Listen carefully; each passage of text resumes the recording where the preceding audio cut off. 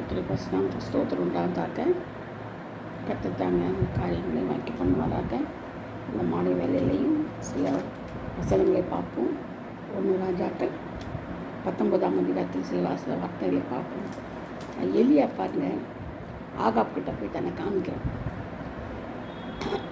அவங்க பயப்படுறாங்க, நீங்கள் சொல்லலைன்னா மறைஞ்சிடுவீங்க அப்படின்னு சொல்லி அவன் சொல்கிறான். யார்? உபதியா.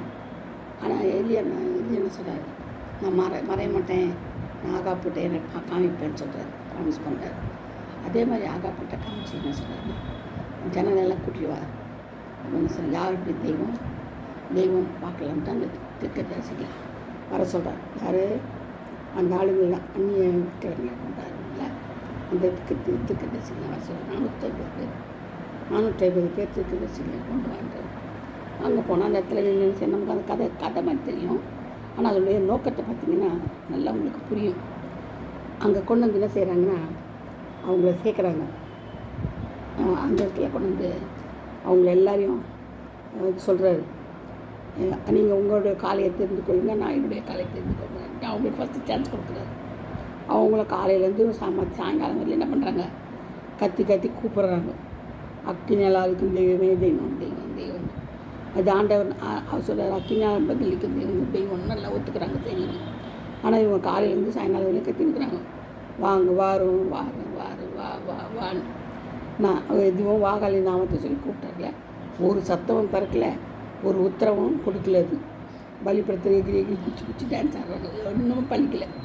அப்புறம் கடைசியில் சாயங்காலம் அனுப்புறதுக்கு எலி என்ன செய்கிறாரு, அந்த குழியெல்லாம் வெட்டி வாய்க்காலை கட்டி அதுக்கப்புறம் அங்கே தண்ணி ஊற்ற சொல்லி பலிப்படத்தில் கட்டி ஆனதுக்காக என்ன செய்கிறாங்க, அந்த இடத்தெல்லாம் ஒரு பலிப்படத்தை கட்டி சரி பண்ணுறாரு. சரியான பலிப்படத்தை கட்டி 12 இதை வச்சு கல்லுகளை வச்சு ஆண்டவருக்கு என்ன செய்யறதுக்கு கூப்பிட்றாரு.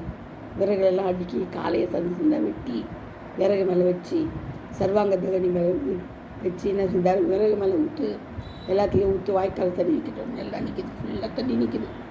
பலிப்படத்தை சுற்றி ஓடிச்சு தண்ணி.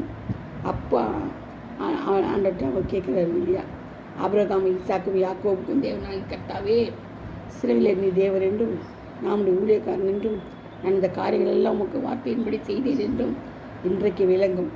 கர்த்தாவே, நீ தேவனாகிய கர்த்தர் என்றும் தேவரீர் தங்கள் இருதயத்தை மறுபடியும் திருப்பினீர் என்றும் இந்த ஜனங்கள் அறியும்படிக்கு என்னை கேட்டலும் என்று சொல்கிறார்.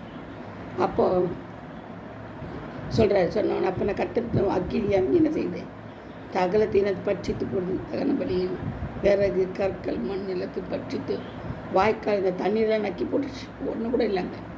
இதை கண்ட ஜனம் என்ன செய்கிறாங்க, முகம் குப்புற விழுந்து கர்த்தரே தெய்வம்னு அறிக்கையிடுறாங்க, ஆண்டவருக்கு அறிக்கையிடுறாங்க. அப்போது எலி என்ன செய்கிறாங்க, நீங்கள் போய் பாகால் தேவன் தீர்க்கதரிசிலாம் கொண்டு வாங்க பிடிங்கன்ட்டு பிடிச்சி என்ன செய்கிறாங்க, அவங்கள கொண்டு போய் வெட்டி போடுறாங்க. ஆற்றங்களில் கொண்டு போய் என்ன செய்கிறாங்க, அவங்கள வெட்டி போட்டாங்க. அப்போது ஆகாப்பு நோக்கி என்ன செய்கிறான், இப்போது மழை வரப்போகுதுன்னு சொல்லிட்டு அந்த கருமை 7 தடவை போய் பார்க்க சொல்கிறான். வேலைக்காரங்க போய் பார்த்தா பெய்யளவு தான் மேகம் வருது. அவங்க சொல்லி முடிக்கிறதுக்குள்ளே மழை பெய்ய ஆரம்பிச்சிச்சு. வேகமாக ஓடி என்ன செய்கிறாங்க, ஆகாப்புட்டு சொல்லி கிளம்புங்க. அவன் என்ன செய்கிறான், ரதத்தை தூக்கிட்டு ஓடுறான். அந்த ரதத்துக்கு முன்னாடி எலி என்ன செய்யணும், அறையை கட்டி கொண்டு எலியா ஓடுறாரு, ரதத்துக்கு முன்னாடி ஓடுறாரு. அப்போ பாருங்கள் என்ன, கர்த்தருடைய கை எலியாவின் மேல் இருந்ததினால் அவன் தன் அறையை கட்டி கொண்டு இஸ்ரேலுக்கு ஒரு மட்டாக ஆகாப்புக்கு ஓடுறான். ஆகாப்புக்கு முன்னாடி ஓடுறான் பாருங்க, இப்படி தைரியமா. அப்போது எலியா கூட ஆண்டவர் இருக்கிறாருன்றது நிரூபணமாகிறது இல்லை. எலியாவுக்காக ஆண்டவர் என்னென்ன செய்கிறாருன்றது தான் நிரூபணமாகுது. என்னென்ன செய்கிறாரு பார்த்தீங்களா, அவன் கூப்பிட்ட குரலுக்கு வராது, அவன் பயந்துருந்தான், அவன் தைரியத்தை கொடுத்தாரு. அவன் இந்த பலிபீடத்தை வந்து பலியில் ஏற்றுக்கொண்டார். அவனுடைய அக்கினினால் பலிபீடங்களில் பலி ஏற்றுக்கொண்டார். அவன் மேகம் வருது, மழை வரப்போகுதுன்றான், இந்த மழை வருது என்ன சொல்கிறாங்க, எல்லாவற்றையும் ஆண்டவர் செய்கிறார், கேட்குறாரு. அந்த அளவுக்கு என்ன செய்கிறாரு, அவன் வந்து ஆண்டவரோட ஐக்கியமாக இருக்கிறான், ஆண்டவரோட காரியங்கள் எல்லாம் வாழ்க்கை செய்கிறான். அந்த அளவுக்கு அவன் வந்து என்ன செய்கிறான், அவரோட இணைந்திருக்கணும். அதனால தான் பாருங்கள், இஸ்ரேலுக்கு ஒரு மட்டாக ஆகாப்புக்கு முன்னாள் ஓடுறான். அந்த ஓட முடியுமா, யாராச்சும் சொல்லுங்க. ஒரு ரதத்துக்கு முன்னாடி ஓடுறாங்கன்னா எப்படி ஓட முடியும்? ஒரு ரதத்துக்கு முன்னாடி யாராலையும் ஓட முடியாது. அந்த அளவுக்கு என்ன செய்யணும், ஓடுறான். அந்த அளவுக்கு பேலன்ஸ் கற்றுக் கொடுக்குறாரு. அந்த அளவுக்கு அவனுக்கு கிருபை கிடைக்குது. அப்போது நம்மளால் அந்த மாதிரி முடியுமா? நம்மளால் ஆண்டவர் அந்த மாதிரி கூட முடியுமா? பலிப்படுத்துறது நமக்காக ஆண்டவர் செய்வார? செய்ய முடியாது. ஏன்னா நம்ம அந்த மாதிரி தகுதி இல்லை. நம்மளுக்கே தெரியும் நம்ம அந்த அளவுக்கு தகுதி இல்லை. நம்மளை தகுதிப்படுத்திக்கணும். ஆண்டோட என்ன செய்ய, நம்மளை தகுதிப்படுத்திக்கணும். நம்ம எலியாவை போல இருந்தால் தான் நமக்கு என்ன வரும், நமக்கு அந்த மாதிரி ஆண்டவர் நமக்கு உதவி செய்வார். அதே மாதிரி அவருடைய எலியாவின் ஆவி தான் எலிசாக்கு கொடுத்தார் இல்லையா?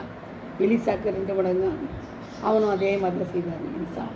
அப்போ பாருங்கள், இவங்கெல்லாம் தேவனுக்காக வைராக்கமாக ஜீவிட்டாங்க. அதனால தான் அப்படி இருக்காங்க. நம்ம அது வைராக்கமாக ஜீவிப்போமா, ஜீவிக்கிறோமா நம்ம பார்க்கணும். ஃபஸ்ட்டு நமக்கு அந்த ஆண்டவர் மேலே நமக்கு வைராக்கியம் இருக்குதா, அதான் நம்மளுக்கு முக்கியம். இருக்குதா இல்லையான்னு நமக்கு தெரிஞ்சுக்கணும். ஆண்டவர் மேலே எவ்வளோத்துக்கு அவ்வளோ வைராக்கியமாக இருக்கிறோமோ அவ்வளோத்துக்கு அவ்வளோ நமக்கு என்ன இருக்கும், எல்லாம் ஆண்டவர் நமக்காக எல்லாம் செய்வார். எல்லா காரியங்களையும் நமக்காக செய்து முடிக்க வல்லமையுள்ள தேவன் யார்? நம்முடைய தேவன். அதனால்தான் எலிசாக்கு அவ்வளோ காரியங்கள் தைரியமாக அத்தனை மாதிரி செய்கிறான். நம்மளும் என்ன செய்யணும், அவனை போல எலிசாவை போல எலியாவை போல நம்ம என்ன செய்யணும், நம்மளும் எல்லா காரியங்களையும் தைரியம் போல் ஆண்டு நாமத்தினால செய்யணும். அவர் தயாராக இருக்கணும். நம்ம எலியாவை போல் நம்ம என்ன செய்யணும், தயாராக இருக்கணும். எல்லாவற்றுக்கும் தயாராக இருக்கணும். அப்போ தான் நம்மளால் முடியும். ஆண்டவருக்காக உயிரியை கொடுப்போம் அப்படின்னு சொல்லிட்டு நம்ம என்ன செய்யக்கூடாது, பொய் சொல்லக்கூடாது.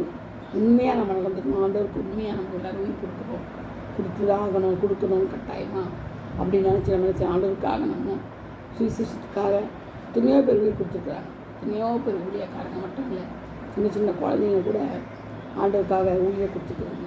அந்த மாதிரி நம்மளும் என்ன செய்யணும், ஆண்டவருக்காக ஜெபிக்கணும், மற்றவருக்காக ஜெபிக்கணும், ஆண்டவருக்காக என்ன செய்யணும், ஊழியம் செய்யணும், ஆண்டவருக்காக உண்மையாக நடந்துக்கணும், ஆண்டவரோட ஐக்கியமாக இருக்கணும், ஆண்டவரை துதிக்கணும், ஆண்டவரை மகிமைப்படுத்தணும், ஆண்டோடைய பேச்சை கேட்கணும், ஆண்டோடைய வார்த்தையை கனப்படுத்தணும், ஆண்டவர் மேலே பயபக்தியாக இருக்கணும், மற்றவர்களை நேசிக்கணும், ஆண்டவர் சொன்ன வழியில் நடக்கணும், தேசத்துக்கு அறிந்து கொள்ளணும், ஆண்டவர் என்ன சொல்கிறாரோ அதை செய்யணும். அதுக்கு நம்ம தகுதியாக நம்மளை மாற்றிக்கணும். இப்படியெல்லாம் இருந்தால் தான் நம்ம பரலோக ராஜ்யத்துக்குள்ளே மாற முடியும். அது மட்டும் இல்லை, ஆண்டோட பிள்ளைகளாக ஃபஸ்ட்டு மாறணும். அப்புறம் தான் நம்ம மற்ற கதையெல்லாம் நம்ம வேணும். சரிங்களா? நம்ம என்ன செய்யணும், முதலாவது ராஜ்யத்தையும் அந்த நீதியை தேடணும். எலிசாவை போல் எலியாவை போல் எலியா பாருங்க, 1000 தான் இருந்தாலும் ஆண்டவர் காகத்தை கொண்டு தான் அவருக்கு குளிச்சுட்டார். எலியா யாராலும் முடியுமா? அந்த மாதிரி காகத்தை கொண்டு குளிச்சுக்க முடியும்.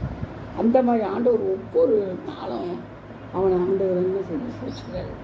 அது மட்டும் இல்லை, அவனை கொண்டு எல்லா காரியங்களையும் செய்து முடிக்கணும்னு நினைக்கிறாரு. அவனை கொண்டு என்ன செய்யணும், ஜனங்களுக்கு காரியங்களை செய்யணும்னு நினைக்கிறாரு. அது மாதிரி தான் நம்மளை கொண்டு ஆண்டவர் சின்ன சித்தம் வச்சுருப்பார். நம்மளை கொண்டு செய்யறதுக்கோ சில சித்தங்களை வச்சுருப்பார், சில பிரயாசங்களை நமக்காக வச்சுருப்பார். நம்ம என்ன செய்யணும், தெரிந்து கொண்டு தேவனுக்கு பிரியமாக அதை கேட்டு அவளை நாமத்தை தொழுது கொண்டு தேவனை மகிமைப்படுத்தணும். தேவனை மகிமைப்படுத்த நம்ம கர்த்தருக்குள்ள செய்வோம், மகிமையாக இருப்போம், அவருக்கு சாட்சிகளாக ஜீவிப்போம். ஜீவ சாட்சியாக நம்ம இருக்கணும். எப்போதும் நம்ம ஜீவ சாட்சியாக அவருக்காக வாழணும். அதுதான் ரொம்ப முக்கியம். ஜீவ சாட்சியாக இருந்தால் தான் நம்மளால் இருக்க முடியும், இல்லைன்னா இருக்க முடியாது.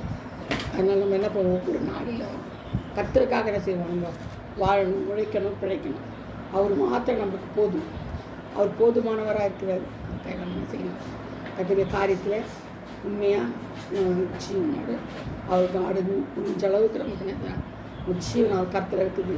அதனால் நம்ம என்ன செய்யணும், முடிஞ்ச அளவுக்கு அவருக்காக அந்த ஜீவனை செலவு பண்ணி அவருக்காக அவருடைய காரியங்கள் எல்லாம் வாக்கியம் பண்ணி நம்ம நடந்துக்கணும். ஆண்டவர் மாத்திரம் நம்மளுக்கு போதுமானவராக இருக்கிறாரு, இருக்கணும். வெள்ளியும் பொண்ணும் ஆண்டவது கிடையாது, எல்லாமே அவருடைய தான். மொத்தமாக உலகத்தில் எல்லாமே அவர் உண்டாக்குறது தான். அதனால் அதெல்லாம் அவருக்கு ஒரு பெரிய இதே கிடையாது. அவருக்கு தேவை தெரியுமா, நம்ம தான் ஆத்துமாக்கள் தான் அவருக்கு தேவை. நம்மளாம் ரட்சிக்கப்படணும், ஞானஸ்நானம் பெறணும், அபிஷேகம் பெறணும், அவருடைய பிள்ளைகளை ஜீவிக்கணும், வல்லமையாக எடுத்து பயன்படுத்தணும், சாட்சிகளாக இருக்கணும். அதுதான் அவருக்கு இருக்கும்.